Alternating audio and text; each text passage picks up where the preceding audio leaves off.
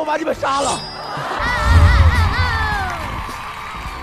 好了，老规矩，第一个提案呢，还是交给我们热场之神副局长刘伟。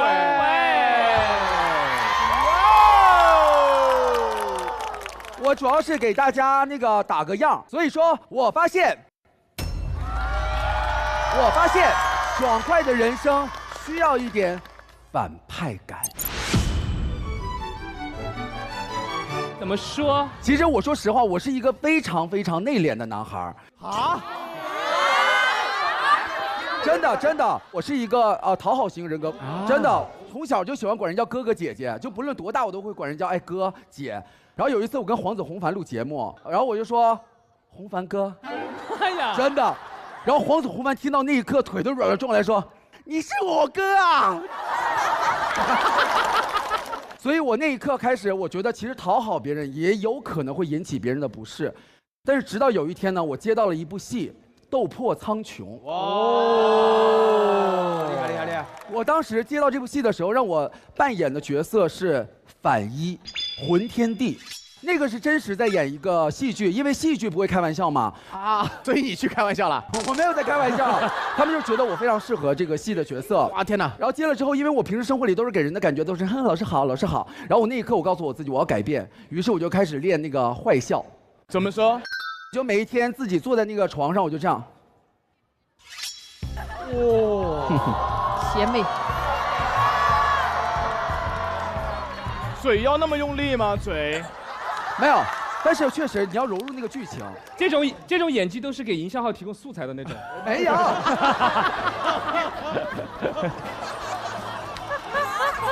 但是我说实话，那部戏我真的演得很好，我专门还带来了一些片段给大家看一下。我想看。哦，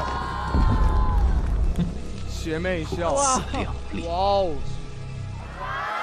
你来什么东西啊？锅巴呀？古月，你才锅巴呢。可以，因为刘维的黑化那种表演都是那种邪魅一笑。给你们最后一个。刘维所以还是很享受这种反派感的感觉，是不是？就是我是一个很喜欢就是这一套的人，但是后来呢，我就渐渐不喜欢讨好了。但是我说实话，我再怎么装那个凶呢，都很难凶。于是我昨天晚上就是照着宋木子，连夜给自己织了一个坏男孩口罩。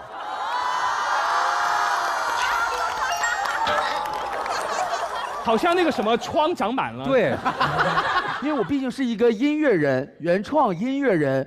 于是呢，我在边缝那个口罩的时候，我还创作了一首《火星坏男孩之歌》。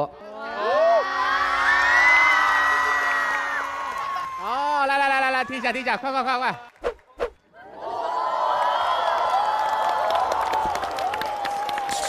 要。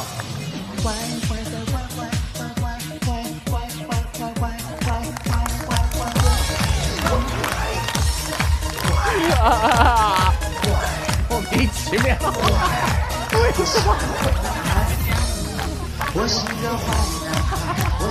这个感觉是脑子坏了。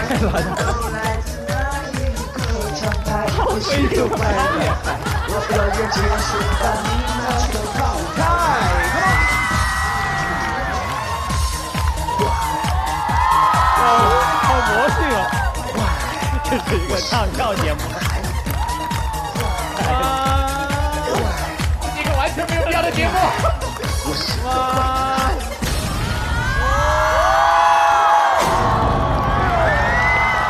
就靠这一下了。刘伟，我给你电。太拼了！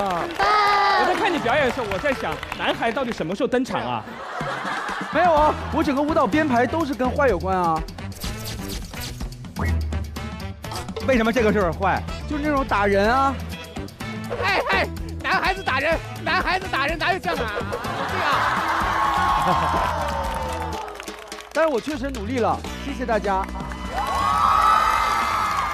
刘维可以。刘维刚刚讲的是那个工作的时候遇到一些需要反派感的时候，其实生活中如果遇到一些不合理的事情，瞬间有点反派感的感觉还是挺好的。对，因为大家知道我平时都是坐高铁比较多嘛，高铁每次过安检的时候都是自己放那个行李箱，大家都要过。然后那次是我那个化妆师在我前面排队，我在后面，我们正等着放行李箱的时候，突然来了个女的，直接插队，咔咔往上面一放就往前走了。但是他把你往上面一放嘛。对，把他的行李箱往上面一放，直接就插队了。然后我看到这种行为，我当时马上第一句话，走开，我来。是这个意思，不是这个意思啊？有病啊！没有，当时第一个你说我是个坏男孩，在这样。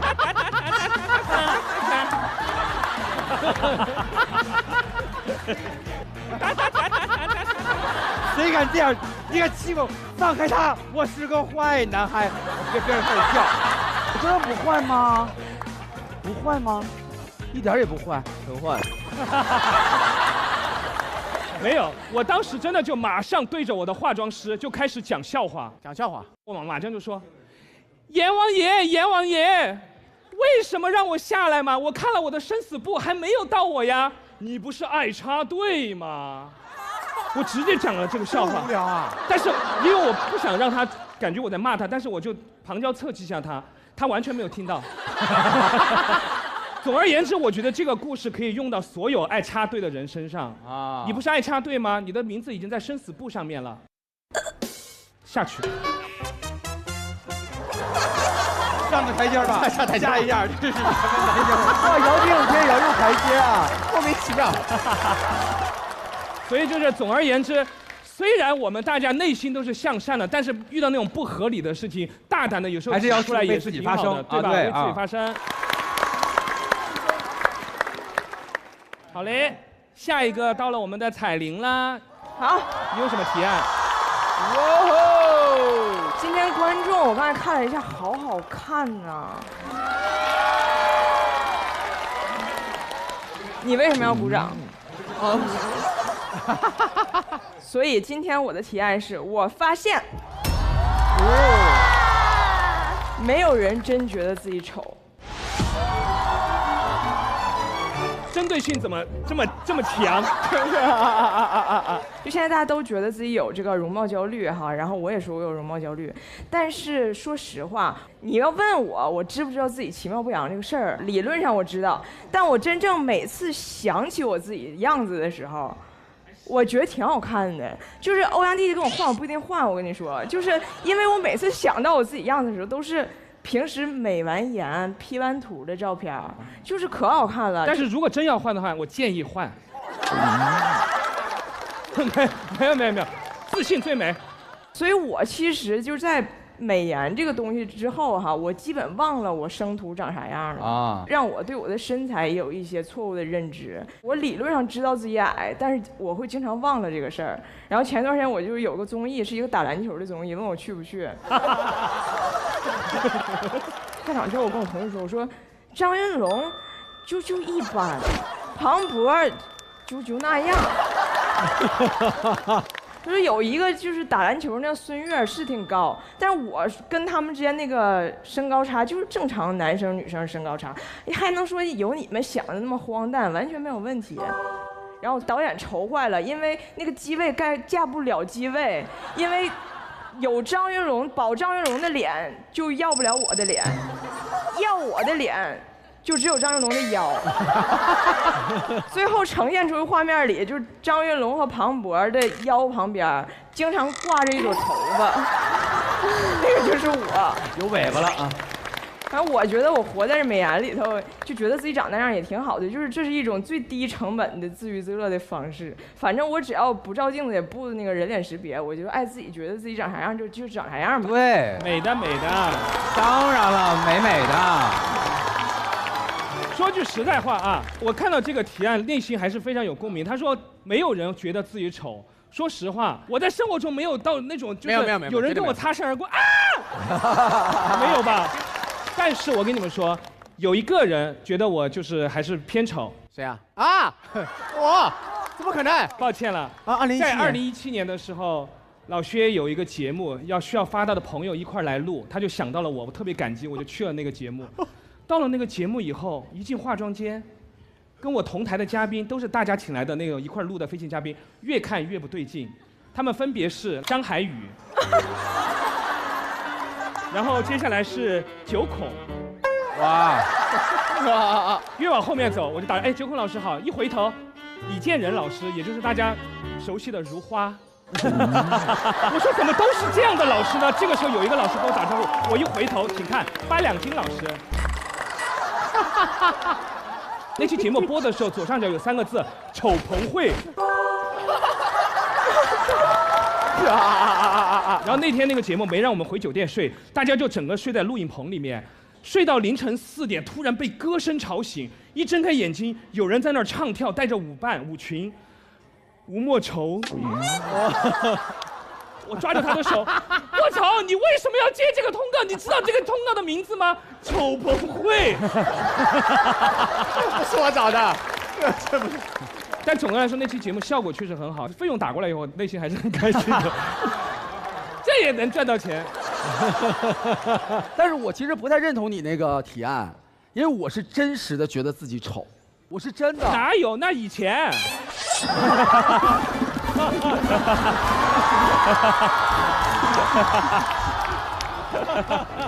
他还没资格，我还见过呢。好了。没有，因为我从小就是生活在一个被人就是没有夸过我好看的时候。那是肯定的。没，开玩笑。我从小，我妈生出来我了之后，所有人看到那个小孩都说哇，这小孩好可爱呀。然后到我，然后人家都看到我，就记到现在都记得特别清楚，就说哇，这是什么呀？没有那么夸张，这是什么东西呀？没必要吧？他没有那么夸张，没有，对不起，I'm 他 sorry。只是问我说哇，这个胎盘还要吗？这孩子。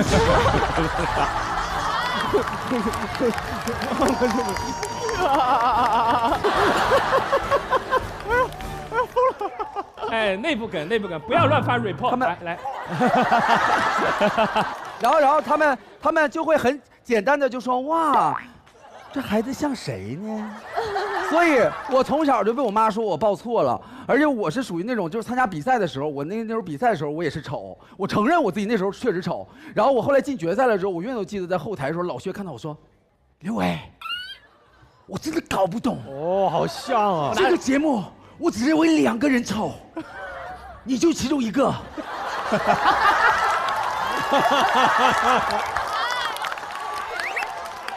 你是怎么进到决赛的？真的，你觉得黑幕是不是？真的。老薛也真的是这样认为的。所以我一直以来我都觉得自己丑，然后我就为了就是让自己不丑，然后我就让自己在这个过程当中一直在努力着。努力干嘛？努力着就是，对，努力着。我就属于那种颜值焦虑到这种份儿上的。我觉得颜值焦虑有一个地儿特别好解决，就是你找一个健身教练，就是你随便压个腿，他说漂亮，这个动作漂亮，旁边那个人就一直在说你漂亮，这个动作漂亮。说实话，我小时候也没觉得你们这么丑，但是我所谓的那个，等一下，没有，谁的？你们没有，因为我跟你讲，一定要关系更熟的时候，你才会去这样去说，对吧？但其实我不只是针对你们而已，我针对我自己也是。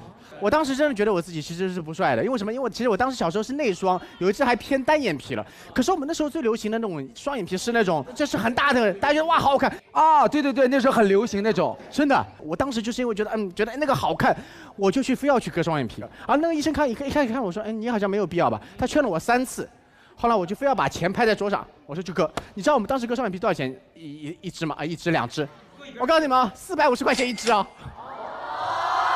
哇，那时候很贵，1000都不到。我说我来2支，没有人买1支的。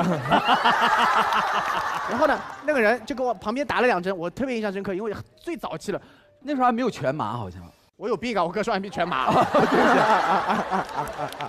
我跟你说，割双眼皮麻药打哪儿好，你知道吗？打腿上，因为你这样跑不了，太疼你。说太疼了，但是跑不了啊。你有病啊！有病。然后我就去打了嘛，他就给你咔4针打完以后，其实当时你是真的感觉不到，你这边是没有感觉的，可是你可以听到声音，喊啦，哎呀妈呀！给我割的是一个女生，然后他割到这一半的时候，我就听到一个门，砰一脚被人踹开啊！有人吓他。然后他这个手就我还能感觉到他哆了一下，我当时哎呦什么事情啊？你知道进来一个男医生，你知道跟这个女的说什么吗？我爱你。你根有病啊！跟我有什么关系吗？请问？但是差不多这么无聊。然后你说你再开刀，他过来说这砰一脚，对吧？然后哎，走了，干嘛？吃饭了。吃饭哈。哎呦，把那个刀。我当时不可思议。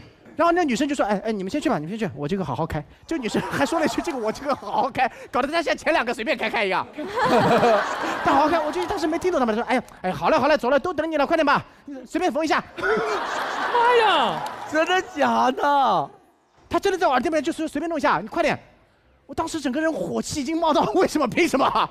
对不对？然后他好了，你们先去，好了，等你啊，你快点啊！他就走了，帮忙这样。我当时在那里我都不敢动，但是我一肚子火，我想。其实我跟大家刚刚是讲一个这样的一件事情，也告诉大家，其实不要盲目的呢去从一些审美的潮流呢去伤害自己，对吧？医美呢还是要谨慎的，好不好？哎，这给大家一个警示就好了，好吧？哎。对，不要在乎这些事情。大家都知道，这个世界上让大家花钱的原因就是要制造焦虑。100个人有1个人好看，那99个人就会着急。明白吧？你就感觉自己，我为什么不能活成那个样？其实你有过你的生活，他们的生活也有他们千疮百孔，是不是？就是坚信自己就能够活得非常美。所以说呢，各位不要上这些商业圈套，然后咱们就活出自己就可以了。好吧？谢谢各位啊。接下来，亲爱的朋友们，坐稳了，因为要给我们提案的是什么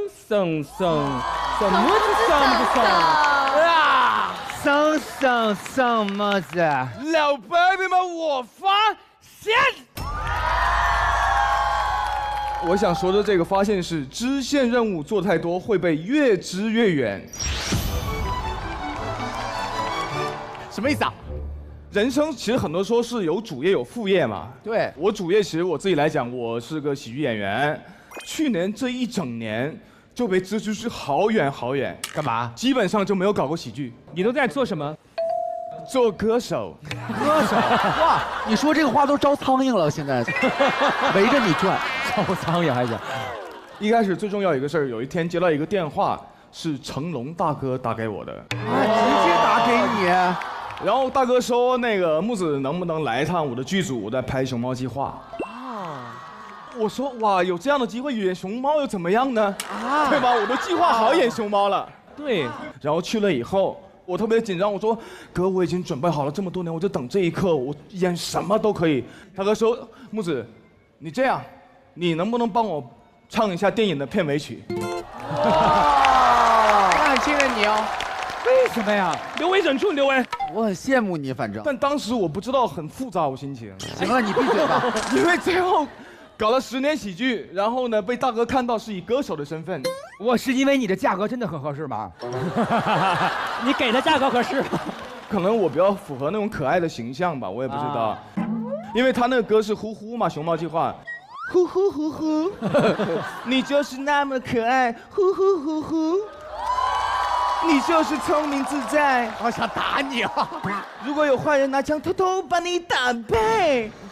哎呦喂！看他演出真的很喜欢拿飞镖，我不知道为什么。飞刀。这个就是一把支出去了，然后往后就是对，马东老师喜剧节目回来了。马东老师说那个喜剧节目，我说知道啊，比了好多联赛。我说那个应该就是主业了吧，对吧？这是主业。然后马东老师说不，你来当主持人。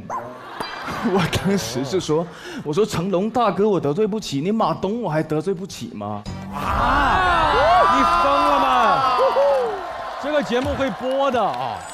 得罪不起，当然，怎么敢得罪？因为主线都要靠马老师啊。然后就在群里搞了一个主持人，然后呢，那个马老师这个完事儿了以后，我再说一个吧，我们火星情报局的总导演才哥啊，有一天才哥给我打电话说，木子，我这边有个新闻发布会，能不能过来跟我一起搞一下？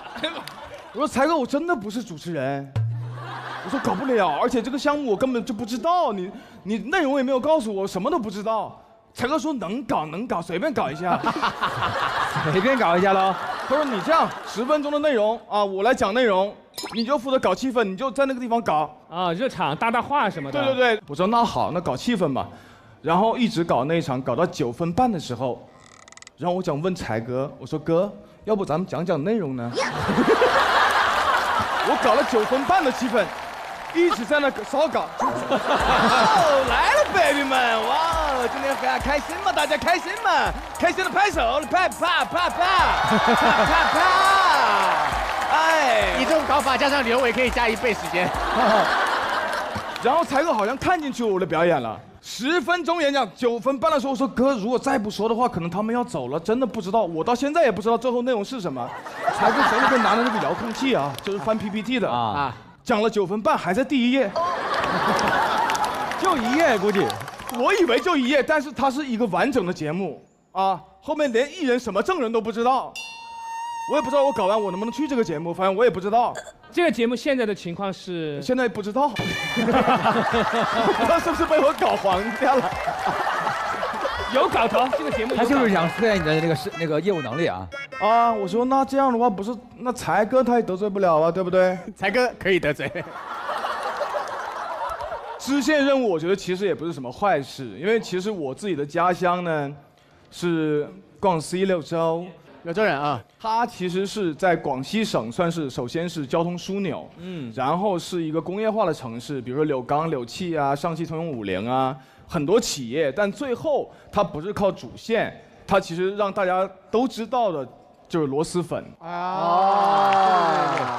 所以想告诉大家，不管是主线还是支线，只要你开心，只要你做好，其实都是很棒的。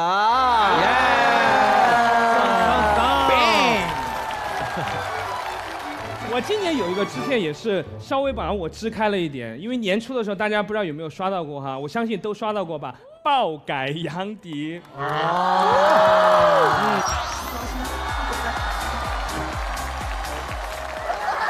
那个我有见过。对，爆改完以后，大家就觉得那个事儿还有一定热度，就开始一直让我干爆改的事儿，让我觉得反正安排的工作我就干吧。但很多网友认为我迷上了那种帅哥的感觉。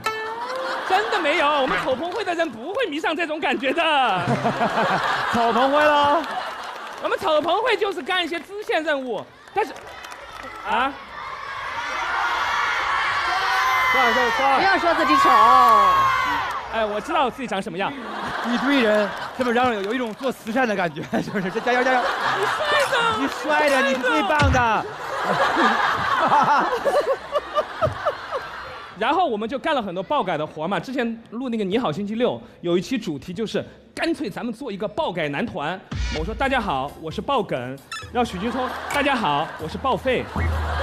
于洋，大家好，我是爆款。宝哥最搞笑，大家好，我是爆晒。反正就在那儿，当时跟时代少年团进行一个 PK 那种感觉哈，就做了很多爆改的事儿。然后后来就发现好多人都开始爆改。不知道为什么，突然某一天开始爆改这事儿臭了，臭了之后，把我们以前的人全部扒出来，就是这群丑货最爱爆改，真的只是当时只是觉得大家觉得这种事儿有反差感比较好玩，我们才去干嘛，不是内心很热衷于这个事儿。然后今年双11，大家知道我跟娜扎跳了 Trouble Maker， 大家内心肯定又觉得我必须要男团舞，哇，安排的。因为我跟大家有一个节目嘛，他就在那个节目上我们俩互动就挺好的嘛。他说我要跟杨迪跳一个舞，我们想跳那个 Trouble Maker， 真的好认真在学。完事儿之后，哇塞，骂的呀！但是最伤心的不是我，是娜扎，因为他觉得特别对不起我。我说娜扎，你放心，我完全没有生气，因为你看所有的网友没有一个人骂我不认真。哇，厉害！对。因为他们说我丑啊那些，人家没造谣，人家说的是事实，我觉得这个没关系，所以就是娱乐大众嘛，就要有这种心理那个牺牲精神，大家也别往那个心里去了，该来火星录还是要来，好不好？哦，不要因为这个事儿啊耿耿于怀，跑到那个环球影城玩都不来录，我都刷到你去环球影城了，你还盯着人家啊？你摄像头啊你是？哇！赶紧来，我们不会问你别的事儿，你就来就行了啊！对，厉害厉害！要。总而言之，就是我希望大家除了自己日常的工作之外，有的时候做支线，其实可以让生活丰富起来、有趣起来。对啊，其实我今天能走到这里，很大的一部分是因为做了支线。我在做回歌手之前，你不知道你们可能现在的同学们都有点太年轻了。我在10年前吧，10年大概12年前，我是一个段子手，微博段子手。我其实最主要的第一波的有热度的是真的完全靠段子，而且你们不知道当时有多恐怖，就是我写段子写到什么程度，写到我中间那些莫名其妙的植入嘛。就植入已经排在家门口，排的我都已经，就是我早上起来我就是马上就要动脑子，哎，这个下一个商品是什么？看排了好多，哎呦，这个今天拍这个啊，明天要想什么？今天要想这个讲段子。然后那个时候我写段子的时候，我写到我跟你讲，就头上有很多白头发，但是没有那段时间我也不可能回来，对不对？对，实现任务要做的就做的嘛，生活最重要，管他呢。好。接下来就是看看我们李治廷的提案怎么样？哎呦，来吧！我发现，帅了，一定要小心过度谦虚的人。我觉得谦虚很好，对吧？是品德，也是我们这个文化里面该有的，对不对？但是过度谦虚有的时候真的是很可怕，我甚至觉得它是用来隐藏一些个野心的啊。我给大家举个例子啊，真事儿，拍戏嘛。在化妆间碰到今天的那个演员老师，比我年长的，然后他就非常谦虚，我特别不习惯。他啊，李老师您好，哇，大家都能感觉到那种被长辈您的感觉，压力山大，对不对？哇，你别您我，现在就已经是超过90度了，已经93度，这样。哎，老师，我就哎，我老师怎么？哦，年纪大前辈，但是看到你还是这种样子，是吧？对，那我们的后辈就搞得非常非常的难过那种感觉。对呀，那怎么办？比如说你是我的前辈哈，好，你来说，哎，你好，小旭，哎呀，哎呀，哎，你好，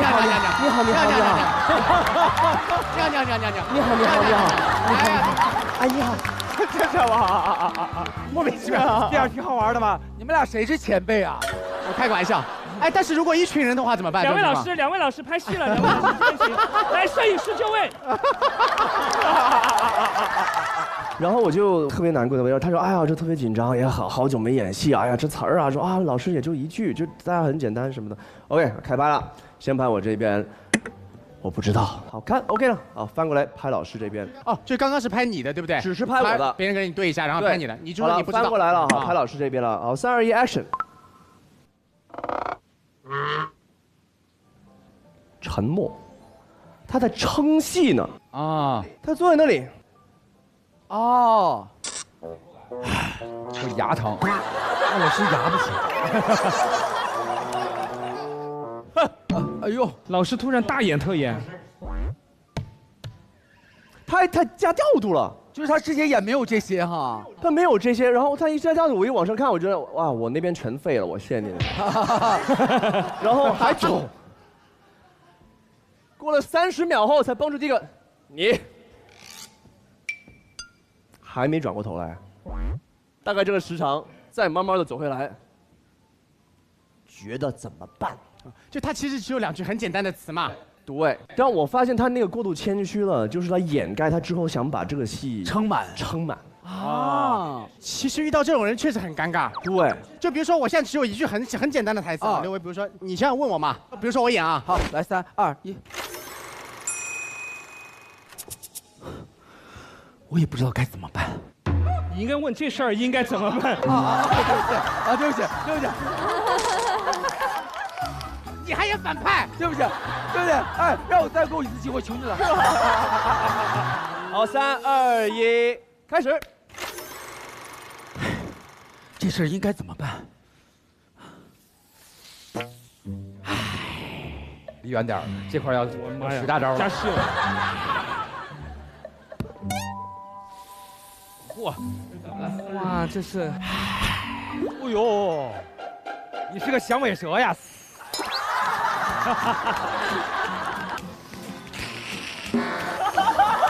变身。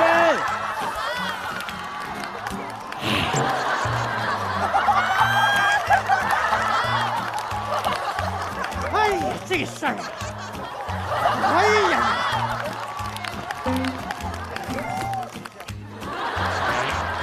该怎么办呢？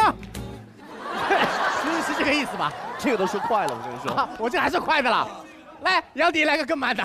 更慢的吗？来吧，你说吧。来3、2、1，走。这事儿应该怎么办？没有必要吧？还要变脸啊！神经病啊！哎，我想想。你这个丑朋会是有原因的。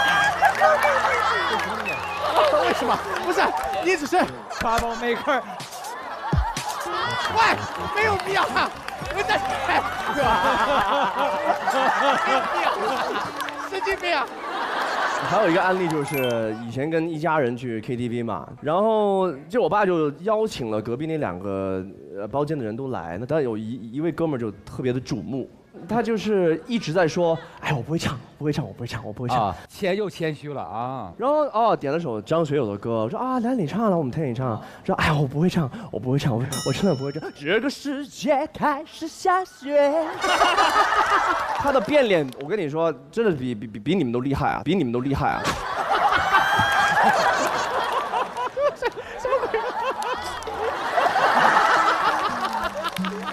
我这就是很奇怪啊！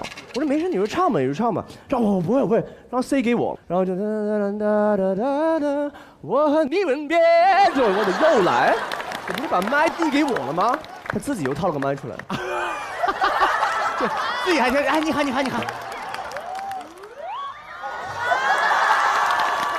然后还特别谦虚的吧？特别谦虚。你好。哎，别，你先，问你，我和你吻别，大概这个意思哈。没必要。反正任何人点的歌，他都能插上一首张学友 live KTV 版的，就点的全是他的歌，其实全部是他的歌，全部是他唱，但是他不会唱，就这么一个人。但是我理解这种人，他不是故意的，他真不是故意的。刘维就是这种人，我不是，你肯定就是。刘维，你是我这样的人？真不是。就我给你打个比方，我去刘维家，就基本上现在得看他跳半个小时舞。现在我不会唱，我不会唱。男人是坏男孩，就是你这种坏男孩。明白你的意思，就是那个人感觉就是扮猪吃老虎那个意思哈。脱口秀会有这种情况发生吗？就是上场之前说，哎，这次真要垮了，真的不行了，应该都这样吧？然后他就拿了大王嘛。很少有人说我厉害极了。有，杨迪啊，有吗？杨迪每次过来跟我说，你有故事吗？我说，哎呀，我这次没准备什么故事。杨迪说，我有。杨迪都是这样的。行。这样，然后欺负人，拉你进我们那个糗婆会。没有了，说完了啊，谢谢大家。不错。哎，但是合理的表现应该是什么样的？不是，你就诚恳的说就好了。就哎，我特别喜欢唱张学友的歌，我能不能点一首？那不就很正常的事情，对不对？那咱们就看看咱们的欧阳弟弟来体验了哟。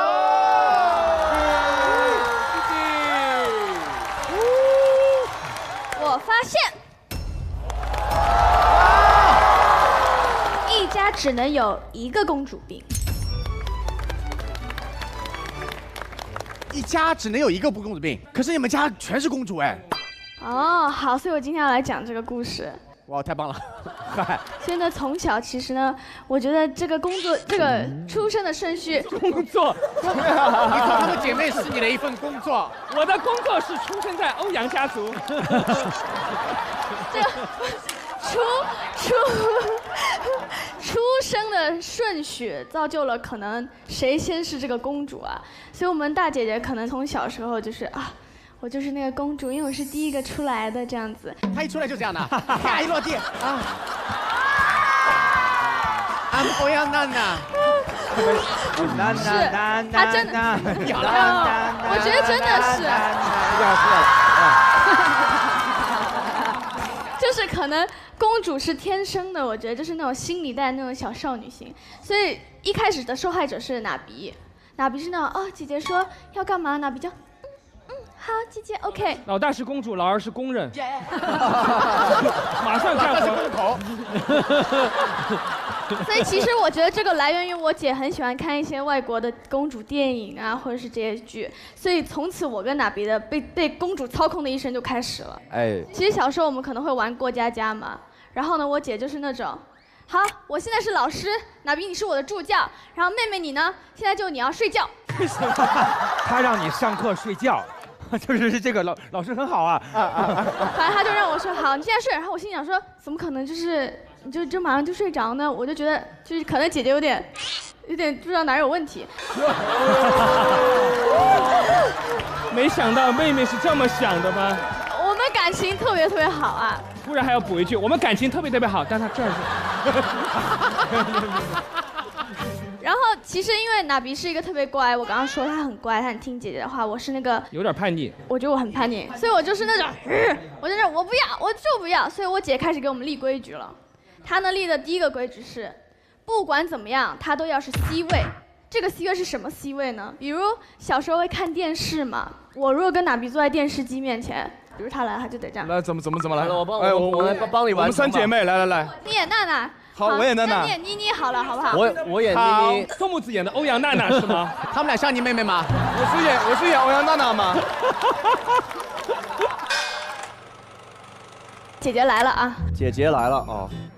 我是公主那个。我们2个人一起玩过家家，你要睡觉，哼！然后你就给他，然后娜比就是那种姐姐遥控器，姐姐遥控器，然后你就坐。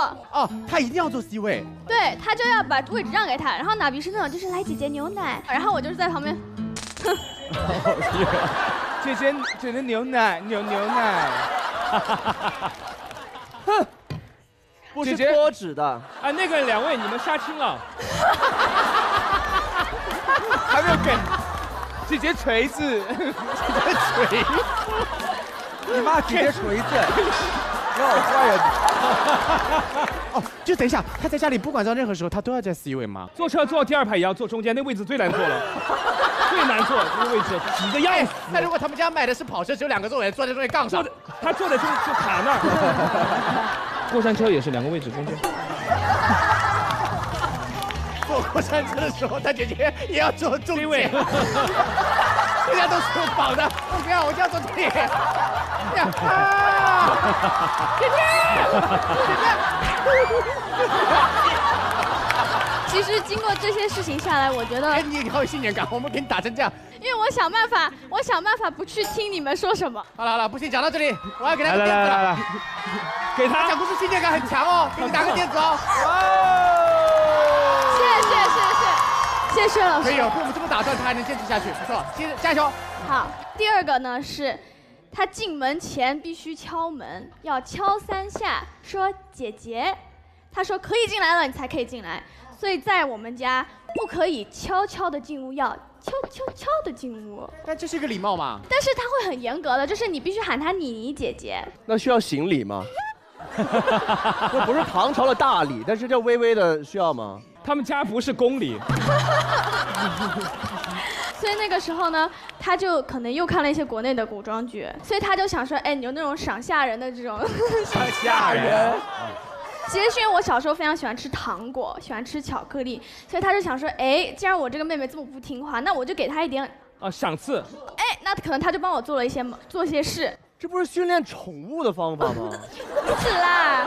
我问一下，姐姐在家里叫妈妈是妈妈还是嬷嬷？还是叫妈妈啦。所以呢，他就会给我，就除了糖果或者是巧克力这些是我喜欢的。到长大之后，就是比如说我会帮他打掩护啊，就我们家里不可以打耳洞什么的，就之类的这种事情，他就会给我化妆品或者什么。两个妹妹打耳洞，他中间打鼻环啊，来。我绝对不打耳洞，我要 C 位。这跟牛似的，拉着。是。唇钉，这是鼻环。出去逛街看不出谁是老大吗？这故事快结束了。敲门。啊，对。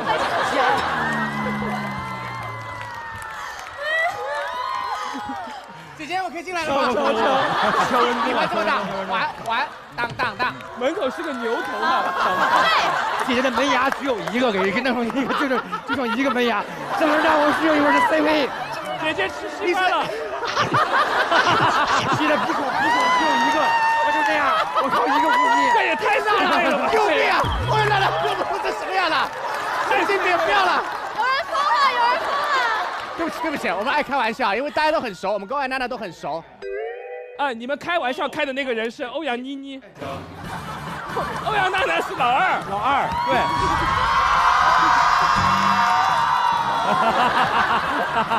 妮妮，你一直在开欧阳妮妮的玩笑。妮妮啊，那完了。你熟吗？完了，妮妮没事。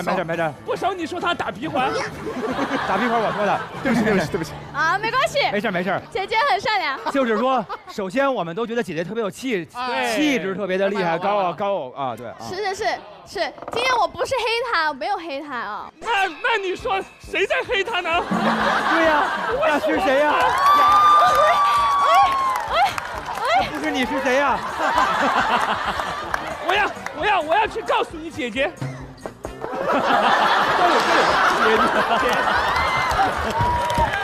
陈少春。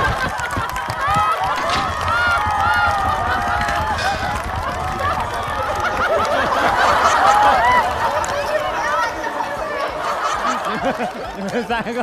好，我最后总结一下，没关系没关系，就是因为我自己很叛逆，但是我长大之后，可能就我这个叛逆持续到了我现在，就是最近我才慢慢发现，其实姐姐是真的很关心我，因为妈妈很早就出去带哪边去留学了。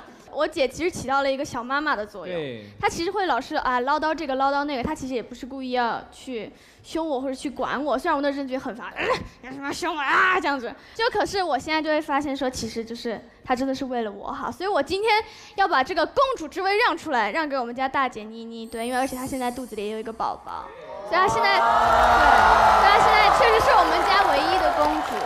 然后呢，我是公主的小妹欧阳弟弟，对，谢谢大家。啊，好喜欢这个故事哦，好棒哦！有姐妹好开心啊，很好玩。有哥哥兄弟的话就好开心。而且你仔细想一想，其实从小到大跟姐姐有好多那种过家家的故事，都是很好玩哈。爸爸妈妈不在的时候，都是靠姐姐带着。真的是这样。哎，彩玲家里现在是两个孩子嘛，对吧？我女儿就很彪悍，她就是彪悍，对，她就喜欢。对拳击，他天天打拿铁，就是跟打玩具似的，天天就是。我儿子是比较公主病，一天老穿那个小公主裙。但我家真正最大的公主是我家有老公主，我婆婆是真有公主病。但是她那公主病跟她说那种很可爱的，就是那种姐姐和妹妹之间完全不一样。哦，也是喜欢打那种很粗的鼻环的那种。什么大粗鼻环？那个等于说坐地铁的时候，就这么拿着就可以走了。说哎呀，今天很稳吧？没有扶出来，婆婆还好有你。两个孩子正好练体操，家里开始练。没有，来，你说，对不起，彩玲都想坐下了。然后你说吧。鼻环，不是鼻环，跟这个没关系，没有鼻环，没有。怪我们，我们不应该打岔。不应该打岔。您说您有家里有公主的这位啊？对，我婆婆是老公主，她就是刚来中国的时候，她有点公主病，就是她你给上道菜了，她的反应就I don't know， 她就得就是 make sure， 她就得要有10000个事 make sure， 就是 make sure 这个饺子里这个 dumpling 里有没有 onion，make sure 这个空泡 chicken 是 chicken 的胸还是 chicken 的腿，就是10000个问题。然后后来我妈说这咋办呢？这一天她也吃不惯，什么怎么办？然后我就觉得就时间长了有点受不了了，我说就饿他2顿就好了。真的假的？你以为你这么讲？我以为把你 Q 起来是讲一个关于母爱的故事。我婆婆饿了一整天，给她1根香蕉，她就是吃了1根香蕉，然后晚上吃饭的时候她就不make sure了，她就顺，她就咔咔就全吃了。对，所以我认为关于就是真有那种公主病的，就是还是有人把她当公主，她才有公主病。你不把她当公主，她就是有病。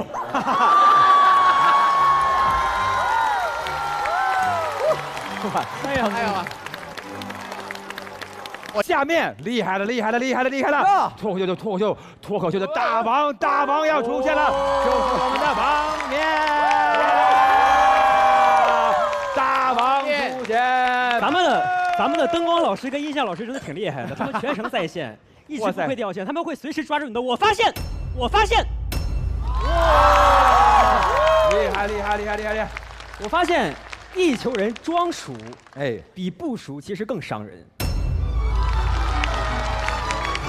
装熟比不熟，对，就比如说你新认识一个朋友，感觉很陌生嘛，会很尴尬，2个人就会聊天是吧？就说哎，我们是不是有共同好友啊，或者找一些共同话题一样。装熟。但是这种装熟的情况，一旦破了功，就会更伤人。就是我现在工作就经常录节目嘛，咱们反正我不知道你们啊，我是有一个习惯，就经常会有一些同台的艺人第一次合作我就没见过，所以我的团队会经常在我上台之前在群里面发一些百度百科。PDF，比如说欧阳弟弟啊，然后你了解一下，对不对？我们是自己查，你还要同事弄哈？我不都是你帮我查吗？懒，发给我吗？懒，加入丑逢会自己查。我看你有资格查一查同台那些人是吧？就这样的话，你就会了解对方是歌手还是演员，有什么待播的作品，就不那么尴尬嘛。但有的时候，如果你功课没做好的话，就会有点露怯。哎呦，然后我要提到的是我一个现在的好朋友啊，然后赵小棠。小棠，小棠挺好的呀。然后我俩应该今年第一次录节目，见了面之后就特别亲切，所以上来之后我们的话题就非常紧密，我就感觉很舒服，就感觉小棠她一定是没有做功课那种，她是真的认识我，对，她肯定是之前看过我的节目，我的音乐脱口秀她肯定看过。然后那一天录起来之后，就感觉我们是亲上加亲，就越来越熟悉了。你就决定追她？对，后来被拒绝了。就是从亲朋友变成亲人嘛。他只是特别了解你，你就觉得他是亲人了。对，你容易被诈骗以后，对呀。然后录了一天下来之后，然后下午有一趴就是需要我弹吉他，然后我就在那试音什么的。小棠就过来特别兴奋，哥，我以为他问我说你演什么曲子，哥，你还给我弹琴呢。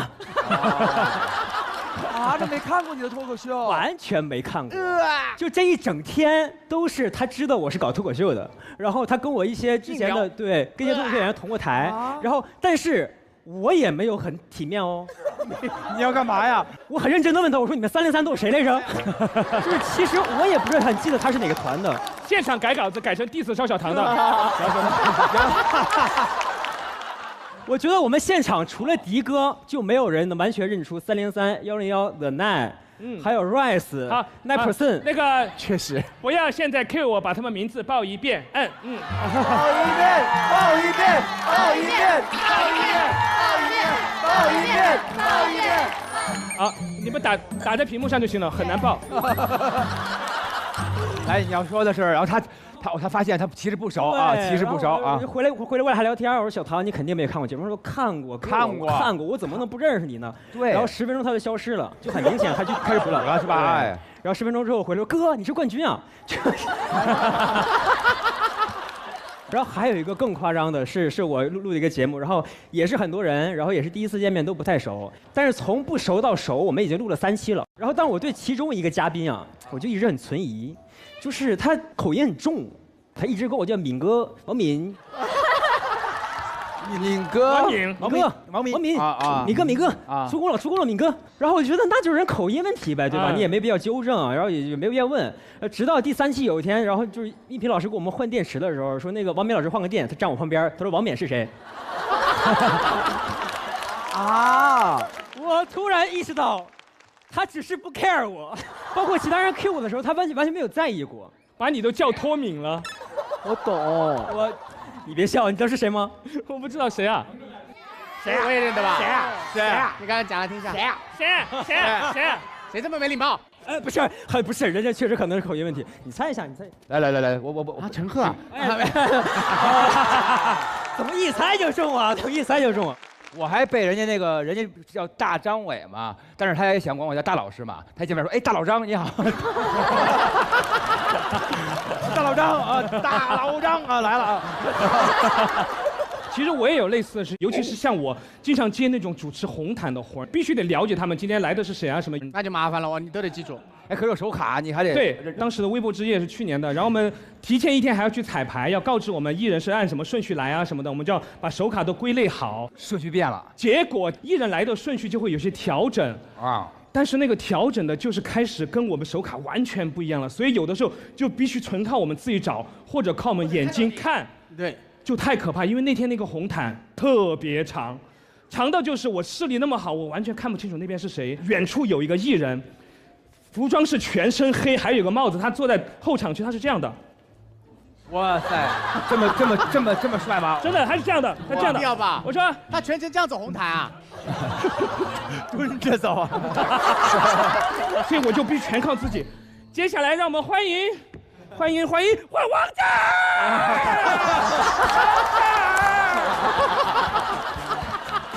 因为王嘉尔那天穿的自己的服装品牌是一个睡衣的那种，因为王嘉尔就很随性那种感觉，为了符合他睡衣的调性，我说 yes， 哎呀，采访一下，OK， 谢谢王嘉尔，谢谢王嘉尔。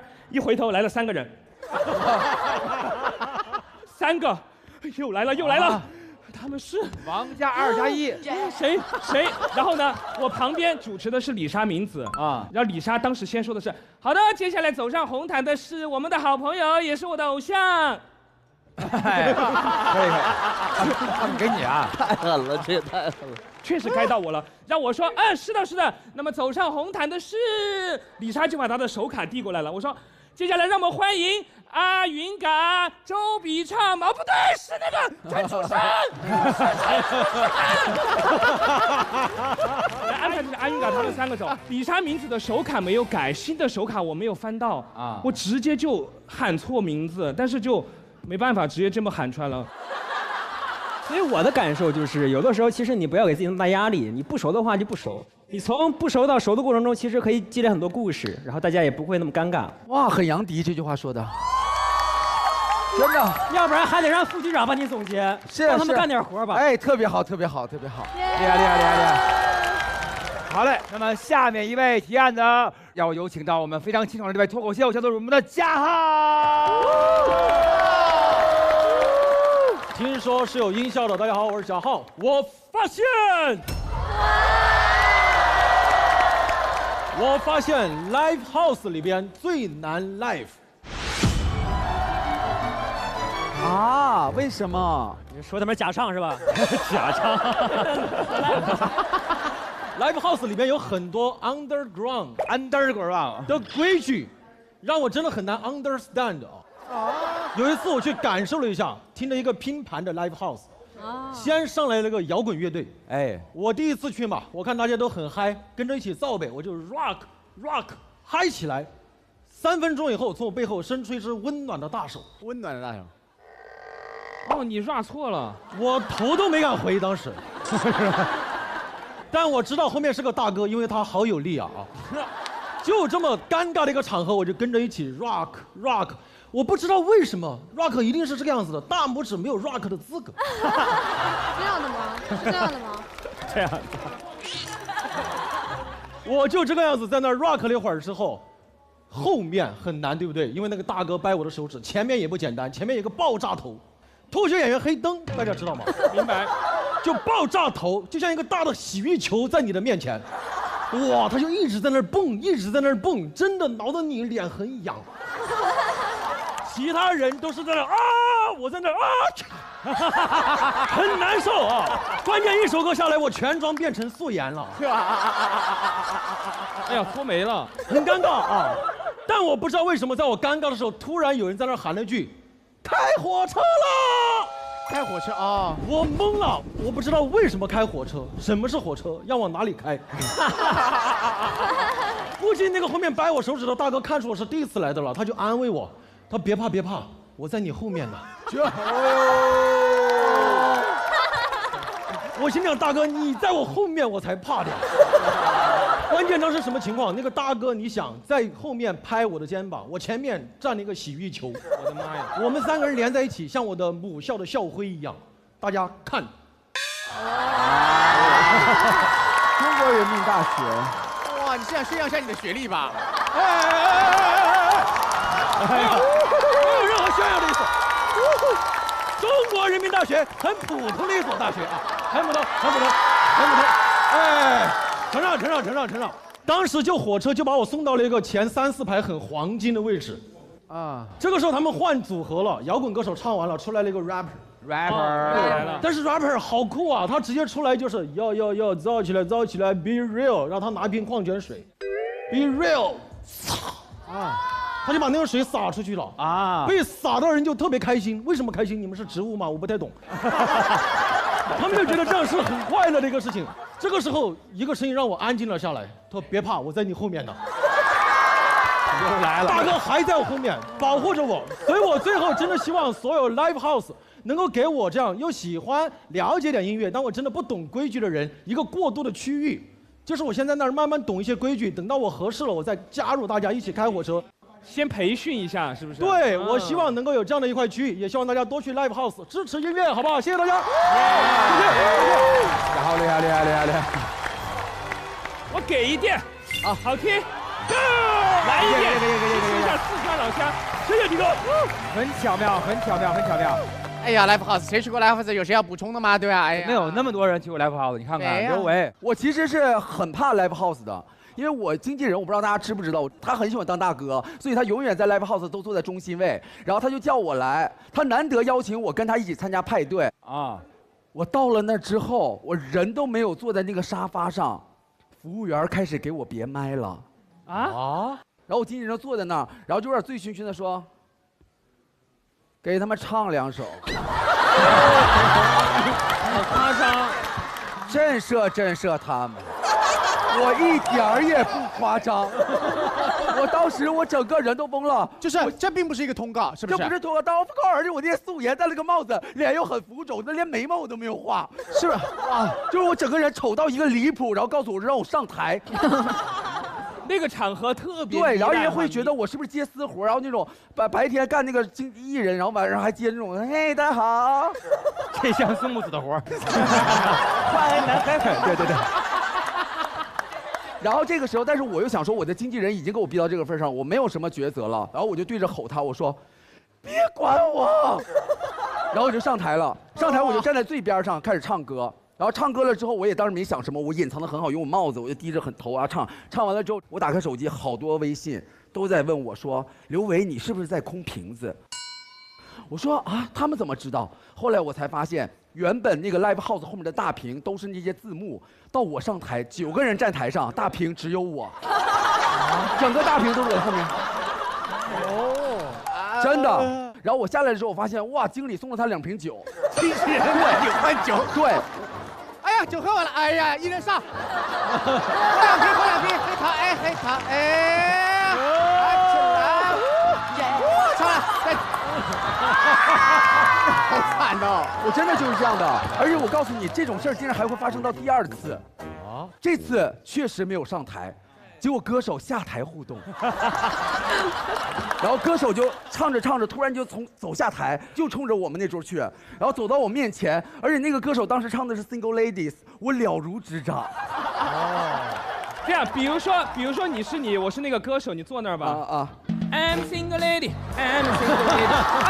Oh.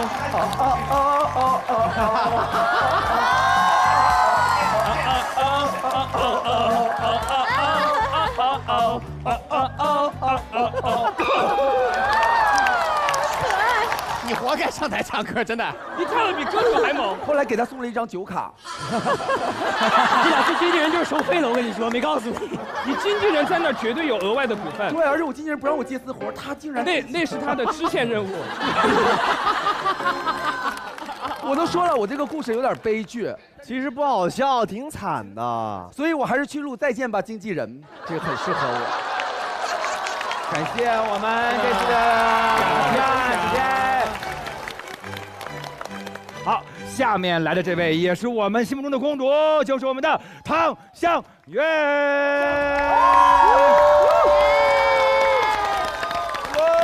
终于到我了，各位副厂长可以尽情的。副厂长，副厂长，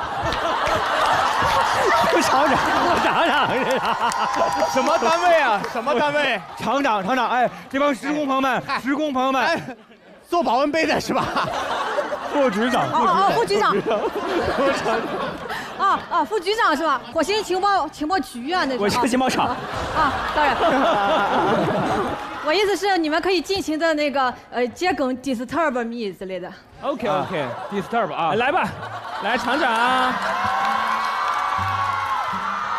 完了，这个太紧张了，讲不了了。退，你说吧，说，开始说，你发现了啥？呵。他要懵了已经，这太难开始了呀！啊，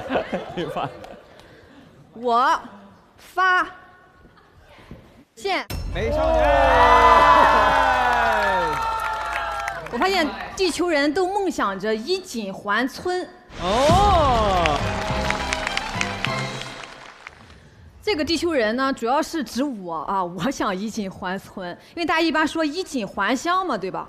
对。说实话，我今年确实混得还可以。我到我们镇里、乡里边有很多朋友能认识我，还想来采访啊啥的哈。但是到了村里，完全不是这种情况。那为什么我之所以还村呢？因为我以前不就是辞职去说脱口秀了嘛，没有了工作，没有了社保，还没有对象，村里老说我爸妈也特别丢脸感觉。但是今年不一样了，我在一档非常热门的喜剧综艺上取得了第6名的好成绩。哎呦喂！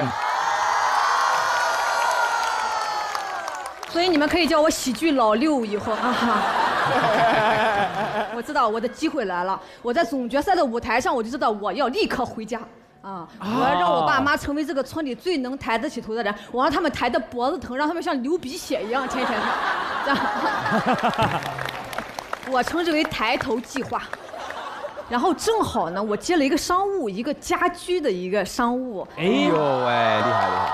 甲方说送我一个沙发，我说别沙发了，沙发显得不是很气派，你送我一张你们店里最大的床，然后送到我的老家，因为我知道村里边一定会有很多人嘛，然后大家抬着床这样过去，那不是一张简单的床，那是一个1.8米乘2米的脸。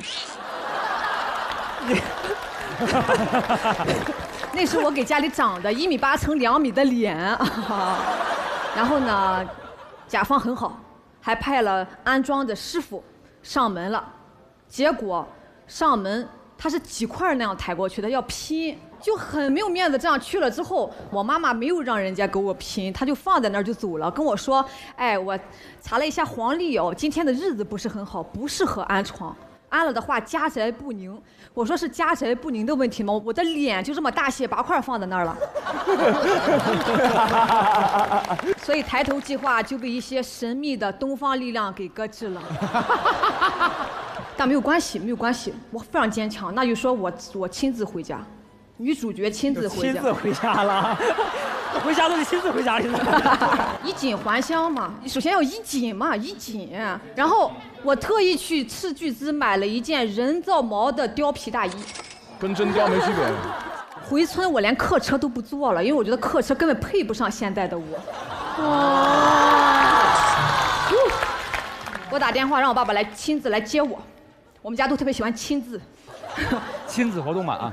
上车呢，我就开始幻想了，你说我穿着一身貂，涂着烈焰红唇，到了村口，在所有人的目光下，缓缓地拉开面包车的推拉门，然后出来 ，BGM 就是为所有爱执着的痛，为所有很执着的伤。我林品如又回来了。哎呀，我看谁还瞧不起我啊！一切按计划进行，如愿到达了村口。我爸提前下车去看了一下，村口有人，村口的情报区还开着啊，太重要了，就靠他们给我造势了。然后呢，车缓缓地停下，我先伸腿，哇哦，然后探身，然后露头。哦，帅的啊！定点，哎呦，设计好了。定点，哇哦！所有人全部愣住，没有一个人围上来，真的不围上来，僵持了得半分钟吧。你也不走？我想我确实变漂亮了，这任务出来了哈。但没有关系，没有关系，我很坚强。你们不过来我就过去，山不过来我就过去，受不了不起。你不认得我了，你不认得，你看我这个痣，你认得不？我是祥宇。对，然后我就加入了他们，一开口大家认出来了。哎呦，是香玉回来了，啥的。我在想，快问我这2年在忙什么？快问我。他们问了说，哎，你老公怎么没有回来？不是说听说你好几年没回来，嫁到外地去了？另外一个大娘就捅咕他说，哎，别问了，说是离了。就是你只要几年不回家，传你坐牢的都有，知道吗？聊多八卦啊。对，这时候我就有点汗流浃背了。他们说你穿这个是不是热呀？我说不热，就是有点扎脖子，有点芒刺在背，如鲠在喉。然后他们很有眼力劲儿啊，就开始转移话题了，又开始聊谁家又生孩子了，谁家婆媳打仗了，谁家又离婚了啊。我说，哎，有没有人视野大一点，咱走出这些东西，咱们聊一聊格局更大的一些话题，比如说电视上的一些东西。旁边大爷说，哎，当然有啊，我觉得美国吧。我说大爷先等一下，后边节目不让播了。是不是太完整了，以至于没办法插话呀？美国的事儿我们绝不插手。格局打开了。请讲，请讲。然后我就在想，那我可能是我一个文娱板块夹在民生板块跟国际板块之间，那确实不能算什么。然后我只能在那个寒风中裹紧我的貂皮，也算是一定程度的衣锦还乡了吧。没错。然后呢，我打听了一下，我调研了一下，其实现在村里边他不怎么看脱口秀节目，他看的还是电视晚会。他们其实还是看电视多一点，他们更加认可的是演员和歌手。所以呢，我打算在这里演唱一首著名歌手的演员。天哪，那咱们要感受一下了。那麻烦灯光老师、keyboard 老师给我一个 key， 或者是给我一个配合。灯光老师、keyboard 老师，你这个是口音是用什么口音唱来着没？不是，敢骗和你演出多我小娃不来了。drop beat 啊 ，drop。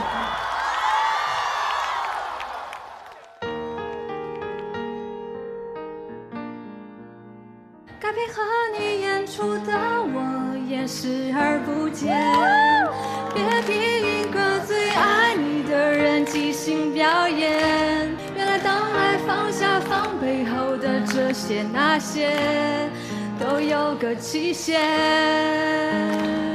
哎呀，其实台下的观众就我一个，常人我也看出你有点不舍，场景也习惯我们来回拉扯，还计较着什么？其实说分不开的也不简单。其实keyboard老师怎么到我唱就不跟了呢？调太高了，调太高了。来，接着唱，一张。其实说分不开的也不简单，其实感情最怕的就是拖着，越演到中场戏越远。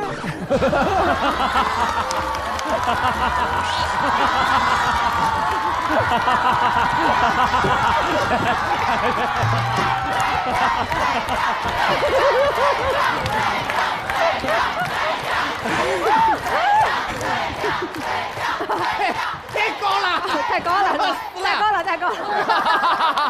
开玩笑，谢谢哈。可以衣锦还村了。给一个。哎，来，完整不容易这个啊。谢谢。棒。但是我必须说句实话，唐湘玉唱歌是好听的。对，刚开始以为你一张嘴是简单，以为你要走这个路子呢。没有那么夸张，我一点口音都没有。你还没有口音啊？你没有。以前是我们学校广播台的演那个方言节目。你算了吧你。哎，志定，如果用粤语唱这首歌的话，我还没听过粤语唱这首歌，粤语怎么唱？哎，对，哎，你说广东话版。哎，老师给 key。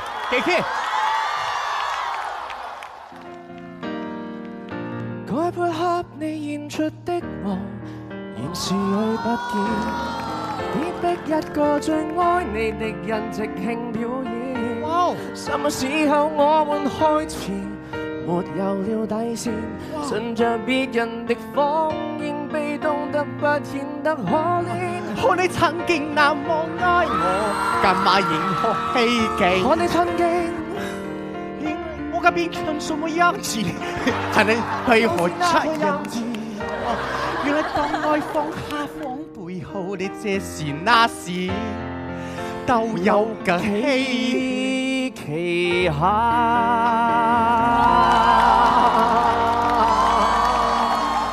好聽哎，志定，你唱粵語的歌好好聽哦。我是香港人。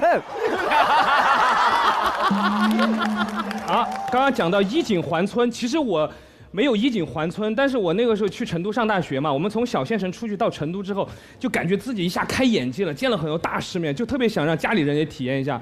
所以有一年过年的时候，全家都到成都过年嘛，有一家商场的地下1楼有一个那个泡芙，哎，好。以前最流行那种泡芙，里面奶油特别多。对。我说走，全家冲，就去吃那个泡芙，一咬全破。我爸的胳膊嘎，全是奶油。我爸，哎呦，家人。然后我说泡芙吃完没有？泡芙吃完没有？走，全家上楼看电影，走。5楼走以后，站住，这家贡茶。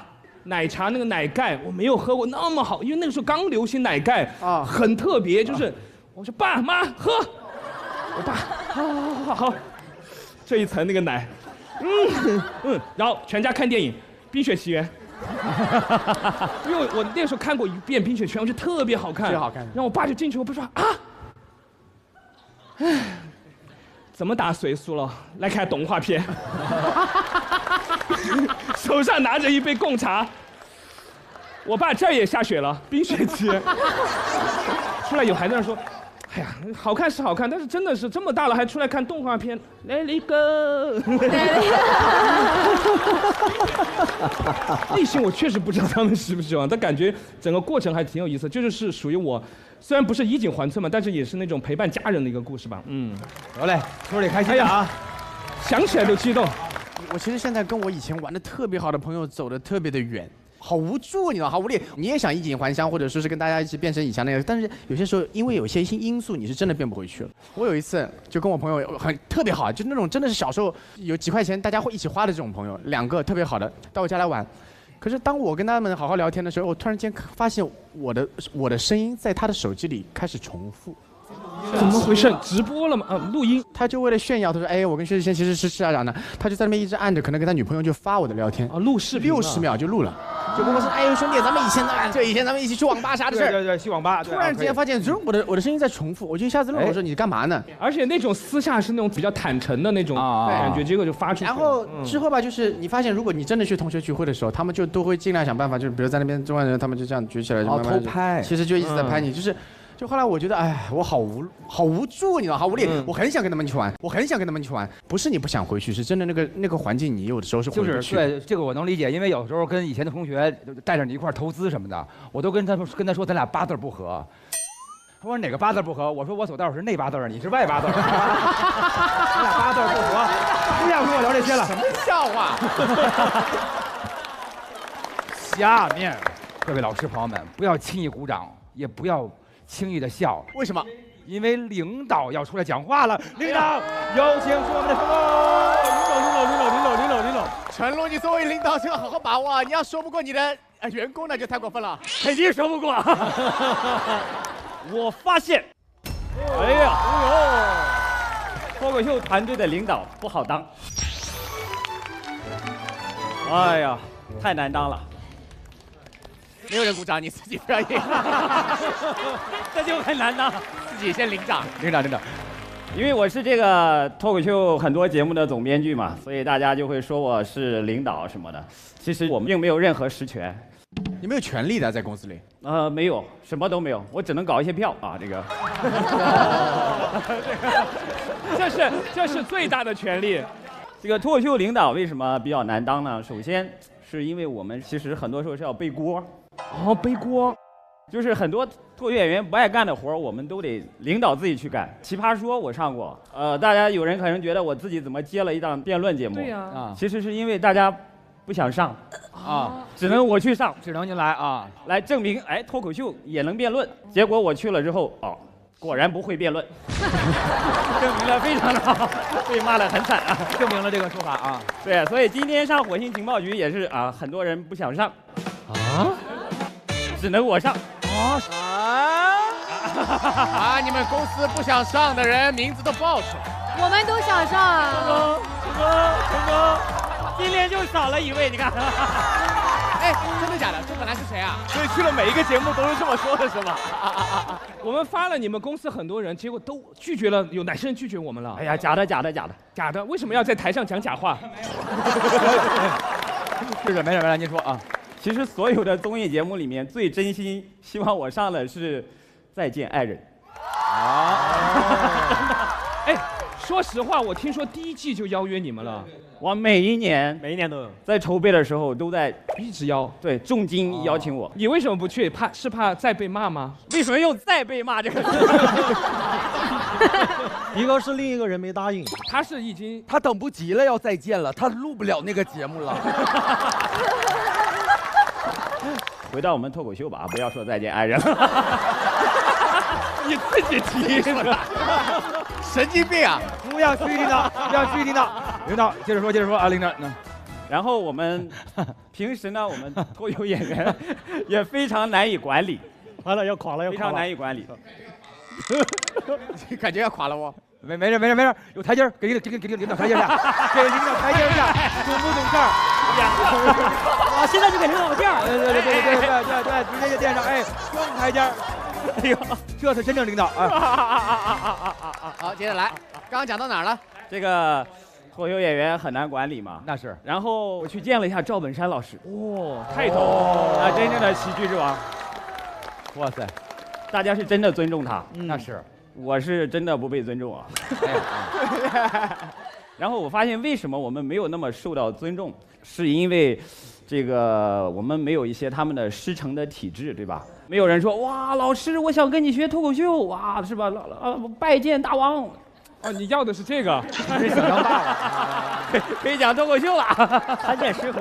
但是我觉得他们所谓的不尊重你，是因为你开得起玩笑，对不对？就是对，因为爱你，所以啊。当然，我也会给大家带来一点福利了，就是当你还是很新的人的时候，去让你长一点见识，因为我的见识也不多。见大佬啊，去见一些大佬，然后见到大佬非常尴尬，因为跟那大佬也不熟。大佬就说：“哎，听说你们是讲脱口秀的，来幽默一个。”我们几个完全不幽默，然后大佬一看很尴尬，就开始带我们喊口号啊，说哇要把中国脱口秀带向全世界我们心里很懵啊，我脱口秀就是从全世界带过来的，这怎么带向全世界？非常懵。所以，我还是从台阶上下来的。领导多虑了，咱还可以。很好。